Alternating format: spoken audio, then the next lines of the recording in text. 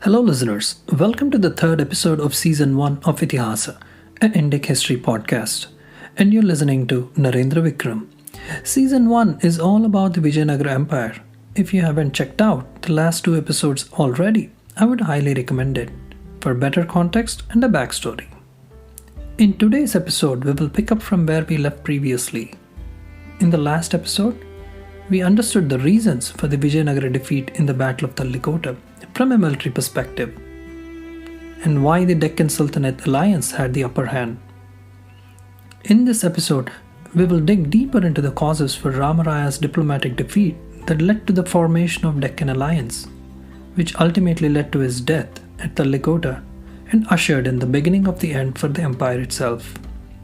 We will try to understand the geopolitical strategy of Rama Raya when it came to the Deccan Sultanates, factors that drove this strategy, and how he blundered the empire away in a single battle.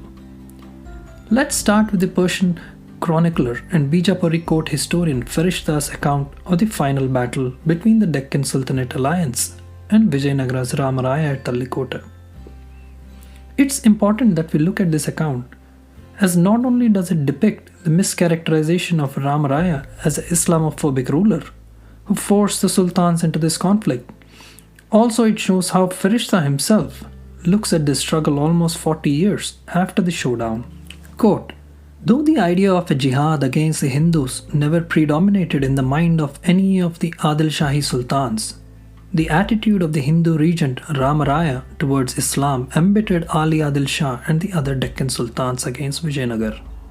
At first, Rama Raya helped Ahmednagar against Bijapur, and later Bijapur against Ahmednagar.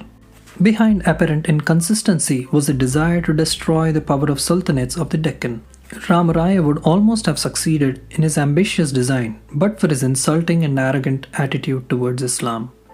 It was this threat to the very existence of Islam in the Deccan that brought the sultans together to crush him. He was no longer the enemy of an individual Muslim state, but all of them. The struggle was no longer a political struggle. It was religious. It was this factor that was responsible for Muslim confederacy." End quote.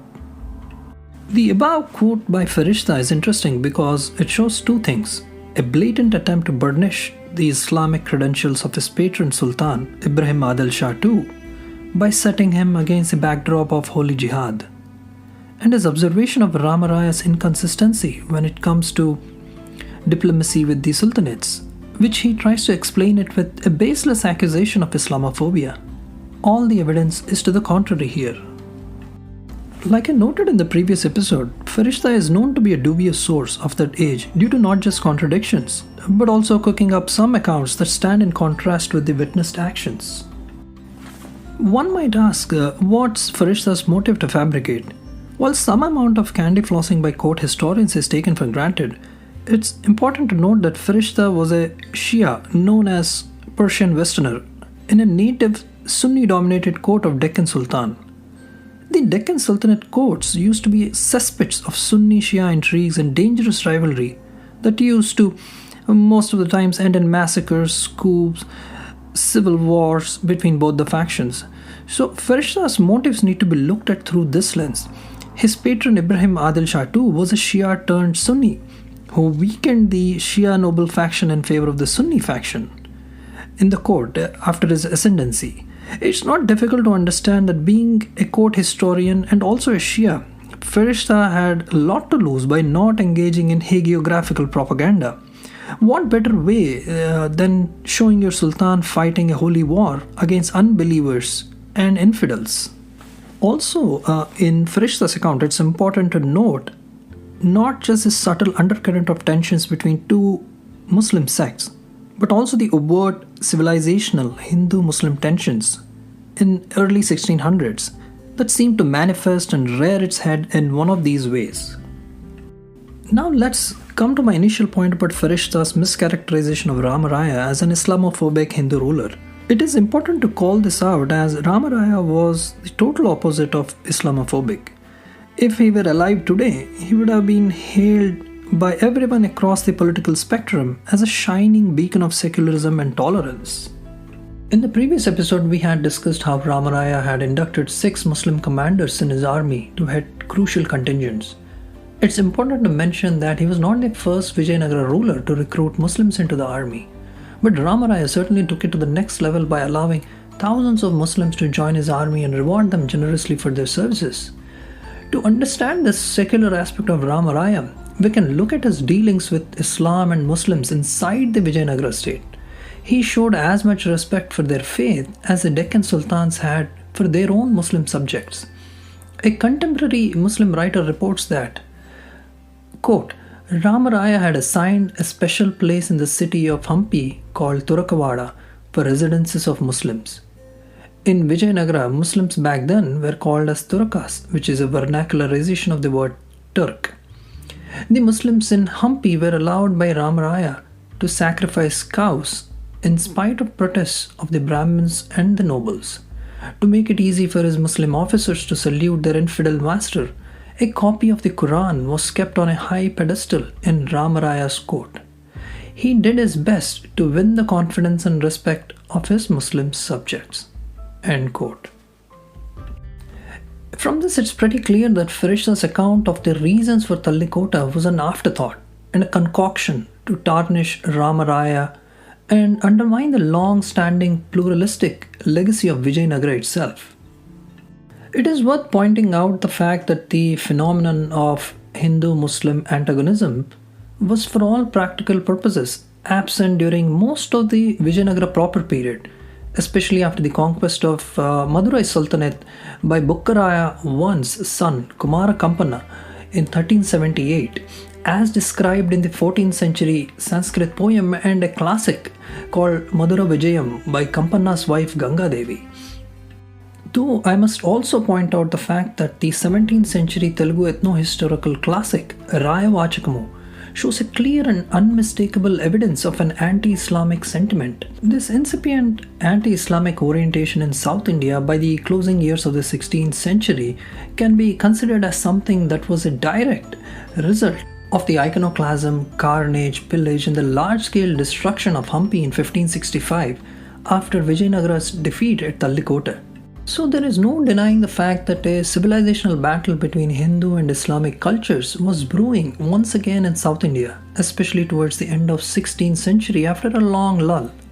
But it would be extremely reductionist to look at the events leading to Talikota purely through the Hindu-Muslim lens, which robs us of far more interesting prelude and a backstory. Talikota was an event that didn't happen out of the blue. Rather, there was a gradual tension building up for at least 16 years preceding it. It was a germination rather than an explosion, like how it is usually made out to be in the mainstream narratives. To better understand Rama Raya's influence in shaping of Vijayanagara's foreign policy, we have to take a quick detour to the immediate events that transpired after the death of one of the most beloved kings of South India, Sri Krishnadeva Raya. In 1529, as Krishnadeva Raya was preparing for a military campaign against Belgaum that was in possession of Bijapur's Adil Shah, he suddenly fell ill seriously. And on the deathbed, he nominated his younger brother, Achyutadeva Raya, instead of his own son, who was then 18 months old. Krishnadeva Raya, or the Great Raya, had felt his younger brother would be an able successor in spite of all his vices. And to an extent he was. This is where Rama Raya, who was the son-in-law of Krishnadeva Raya and by then who had also grown in stature and power in the court, plays his cards and instead anoints the dead emperor's infant son Ramachandra as his successor. By doing that, he had effectively announced that he was now the regent of Vijayanagara Empire. In short, he was the unofficial emperor. Some might ask, why didn't he instead usurp the throne and just anoint himself as an emperor? Now that, my dear listeners, is a story that begs for a dedicated episode. Rama Raya was as wily as a fox, and there's a reason why the great Krishnadeva Raya had his daughter married off to him. So let's save that story for later. Coming back here, Rama Raya's ploy is quickly blunted by a significant number of the nobles at the court, who refused this infant emperor-regent arrangement and instead threw their lot with a successor nominated by Krishnadeva Raya.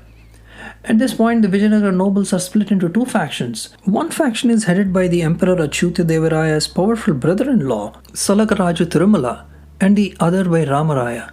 Soon Krishnadevaraya's infant son Ramachandra passes away, and Rama Raya's position is considerably weakened. It's not clear if the infant son's death was a natural one or a murder. This infant was the great Raya's second son, the first being Tirumala Raya, who was supposedly poisoned when he was 7, an year after being anointed as a crown prince by the great Raya. This too has an interesting story that we will delve into when we talk about Saluva Timmarasu, the prime minister of the great Raya. So after the infant son's death, Rama Raya had no choice but to bide his time, waiting for an opportune moment, while strengthening his own power base. Then this follows internal intrigues, rebellions, civil wars between both the factions for a while. And at around 1535, both Achyutaraya and Ramaraya come to a compromise. And after which Ramaraya was comparatively calm for the rest of the Achyutadevaraya's reign. Some astute listeners might wonder why on earth didn't Achyutaraya, the emperor of Vijayanagara, just have Ramaraya silently poisoned or assassinated in some secret dungeon to save himself with all these headaches. A valid question, but it wouldn't do justice to answer that in a few sentences, as that question goes to the core of the Vijayanagara state. Also, it's the same reason why Ramaraya didn't usurp the throne when he had a chance after Krishnadevaraya's death. I promise we will get to this in a dedicated episode. In 1542, Achyutadevaraya, the emperor, passes away, and with this his powerful brother-in-law, Salakaraju Tirumala, tries to usurp the throne by assassinating the royal members of the Tuluva ruling dynasty in a near-psychotic rampage in the palace. He also massacres some of the other nobles who were against him. In this palace chaos, Ramaraya, his two brothers Venkatadri Tirumala Raya, managed to slip out of the palace along with the young nephew of Krishnadevaraya, who happens to be the sole remaining member of the Tuluva dynasty. The entire polity and nobility is appalled at Salakaraju Tirumala's attempt to usurp the throne by cruelly massacring the ruling dynasty in such a brazen fashion. This is too much to digest for them, and at this juncture, the widowed queens of Krishnadevaraya convinced the nobility and military to support Ramaraya's faction to bring down this depraved monster Salakaraju, who crowned himself as a king immediately the day after the bloody massacres. So with total support from the polity, the queens and the military, Ramaraya leads a blitzkrieg against Salakaraju's forces from his faction and bribes some of the army contingents who were taking his orders to abandon this crazed maniac. After neutralizing all the threats, Ramaraya enters the capital Hampi before he could head to the palace to kill the impostor king Salakaraju, ends up committing suicide. In this way, in a dramatic fashion, Ramaraya ends up becoming the savior of the Vijayanagara throne. So in 1543, he anoints the young nephew of late Krishnadevaraya, Sadasivaraya, who he had helped escape the palace during the rampage, as the next emperor. And with that, he also appoints himself as a regent of Vijayanagara. So in 1543, exactly 22 years before Ramaraya's head is hoisted on a spear on the plains of Talikota, his reign as supreme ruler of Vijayanagara begins. The young emperor Sadasiva Raya is a mere ceremonial head under Ramaraya's umbrella. In short, Ramaraya is the emperor without a formality of wearing the crown. From this point on, we are in a better position to analyze Ramaraya's foreign policy and attitude towards the Deccan Sultanates. To understand the trajectory of Ramaraya's foreign policy, we have to first go back further in time to the year 1518. The Bahmani Sultanate that straddled what is now the states of Telangana, Karnataka and Maharashtra was figuratively on a ventilator in the ICU. At this point, the Bahmani Sultanate starts breaking apart into smaller pieces, with Bijapur already breaking away in 1490. So each piece declares itself as an independent kingdom with a new sultan, and they found a new dynasty for each of them. Now, out of this chaos of disintegration of the Bahmani Sultanate comes a new order, with the newly minted dynasties of Nizam Shahi of Ahmednagar, Qutub Shahi of Golconda, Barid Shahi of Bidar, Imad Shahi of Berar, Adil Shahi of Bijapur. They are collectively known as the Deccan Sultanates. It's worth pointing out that the Bijapur Sultan engages in a misadventure that culminates in the epic battle of Raichur in 1520 against Vijayanagara Empire. And in this battle, the Bijapur Sultan Adil Shah is soundly thrashed by Krishnadeva Raya's forces. We will come back to the Battle of Raichur in a separate episode, as it's a very important event with far-reaching implications on not just the psyche of Rama Raya and Adil Shah of Bijapur, but also on the nature of warfare in Deccan in the near future. It deserves its own episode, and once again I promise you it's fascinating in its own right for many reasons. And now let's skip to 1527. The Bahmani Sultanate by now has fully disappeared, and it's 2 years prior to the death of Sri Krishnadeva Raya. Vijayanagara Empire is at its peak and a superpower. Its culture and arms cast a long shadow on not just the entire South India, but also on the 5 Deccan Sultanates and on the island nation of Sri Lanka. So from this point, the Deccan Sultans aren't just fighting and intriguing against each other, but each one of them is also trying their best to woo the mighty Vijayanagara Empire's support to topple the others, all the while fighting against Vijayanagara too whenever it was convenient to them. It's a very strange dynamic, not just between the Deccan Sultans, but also between the Sultans and Vijayanagara too. It's not a triangle love-hate story, instead a hexagon love-hate story. One can only imagine the kind of convoluted plot that comes out of it. Finally, in 1529, the death of the great Raya, Krishnadeva Raya, not just triggers an internal battle in the Hampi royal palace, like we saw earlier, but also triggers a full-blown intrigue by Vijayanagara's external allies, vassals and enemies alike. This is all part and parcel of an empire's life cycle though, so nothing to be surprised here. Now that you have the context and are acquainted with the setting in which Krishnadeva Raya's successor Achyutadeva Raya and the ambitious son-in-law of the dead Krishnadeva Raya, Rama Raya, were operating in. So now let's return to the year 1543. Just as Rama Raya's honeymoon period as a regent had started, the Sultan of Ahmednagar invites Rama Raya for a joint invasion of Bijapur, which was then allied with Sultan of Bidar. Rama Raya readily agrees to this and sends his brother Venkatadri with a large army in this joint operation, which results in both territorial and monetary gains for Vijayanagara. 3 years later, in 1546, Rama Raya, with intrigue, induces his then ally Sultan of Ahmednagar to once again invade Bijapur. This time, Rama Raya offers covert support. Unlike last time, ultimately Ahmednagar's misadventure fails badly and is repulsed. Finally, in 1549, the Bijapur Sultan is livid with anger at the covert support of Rama Raya to the aggressors against Bijapur state and constant intrigues against Bijapur. So the Bijapur Sultan insults and expels the resident Vijayanagara ambassadors in his court and taunts Rama Raya supposedly.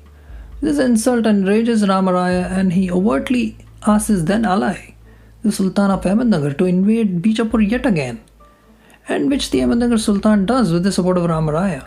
This results in an important Bijapuri city falling into the hands of Ahmednagar Sultan. With this, Rama Raya's insult is supposedly avenged.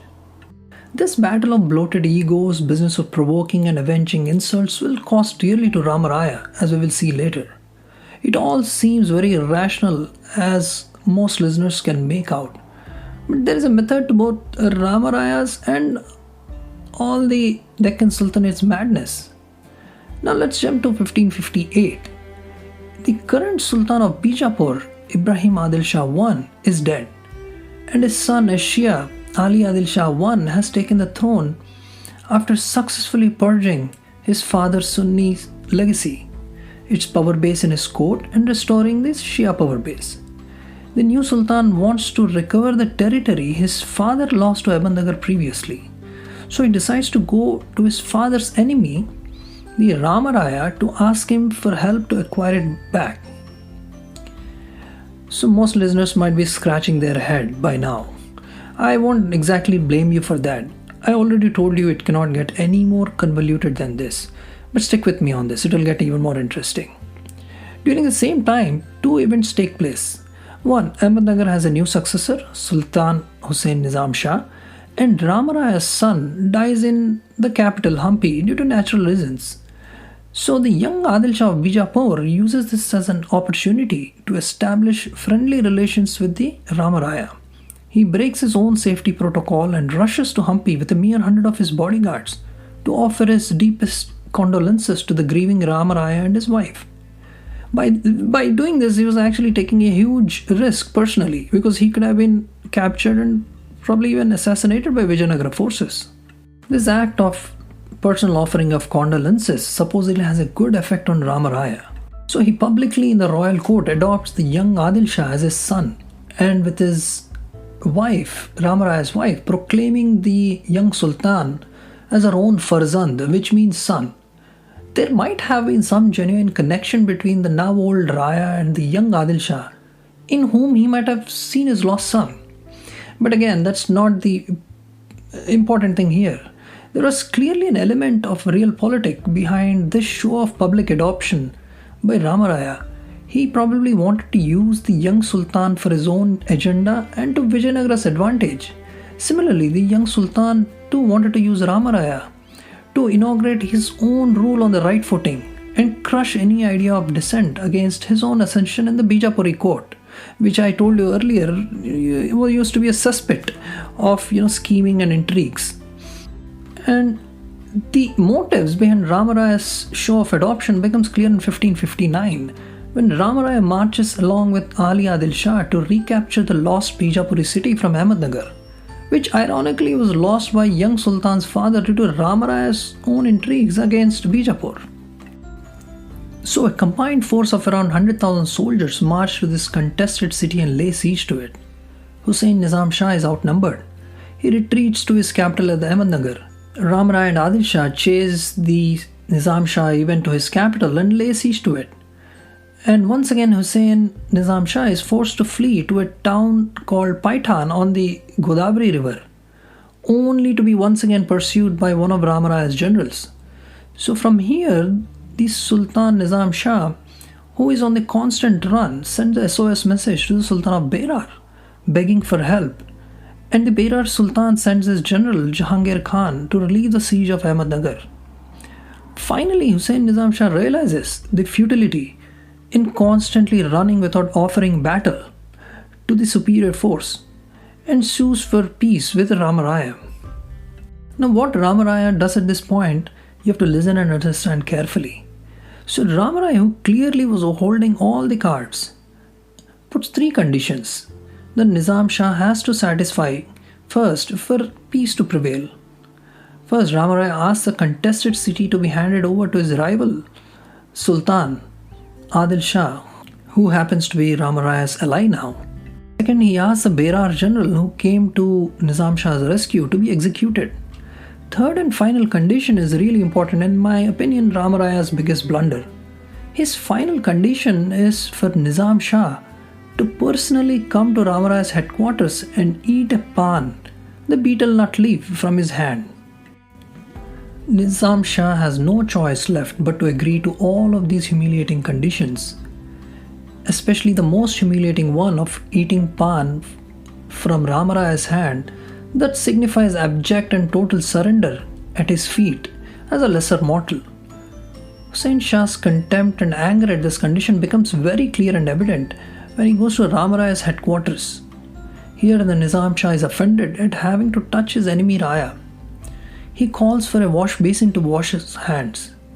This obviously pricks the already bloated ego of Rama Raya, and he mutters to his brother beside him in Kannada, "If he weren't my guest, I would have had his hands cut off and hang them around my neck." Then he calls for water, and Rama Raya too washes his hands. And after this drama, the Sultan hands over the keys to the fort of the contested city to Rama Raya, who promptly sends it to his now ally Adil Shah. And finally, the Sultan humiliates himself by finishing the ritual of eating the pan from Raya's hands to cement the peace treaty. And what happens next, Rama Raya clearly does not anticipate. If he did, history would have been really different. It is here that the humiliated Sultan Hussein Nizam Shah takes a vow to get back the city he had to give away. And also, he tells himself that he's going to destroy Rama Raya to avenge the humiliation. And in 1562, the Sultan Nizam Shah, who was burning with revenge, cements an alliance with his arch rival, the Sultan of Golconda, by offering his daughter in marriage to him. Just to prove a point, Nizam Shah chooses the very contested city's fort as a marriage venue. The Sultan of Golconda and his daughter get married just out of reach of the fort's cannon. Right after the marriage celebrations, both the sultans now march on to attack the city, which was in control of Adil Shah of Bijapur. Once again, Rama Raya comes to Adil Shah's rescue. Both Nizam Shah and the Golconda Sultan are forced to lift the siege of the contested city. Again, Rama Raya pursues Nizam Shah back to his capital, forcing him again to flee from there to the Junnar fort. Even here, Rama Raya pursues him and lays siege to the fort in 1563. With the arrival of monsoon plays spoil sport for Rama Raya's siege and he is forced to lift it, and he heads back to Vijayanagara.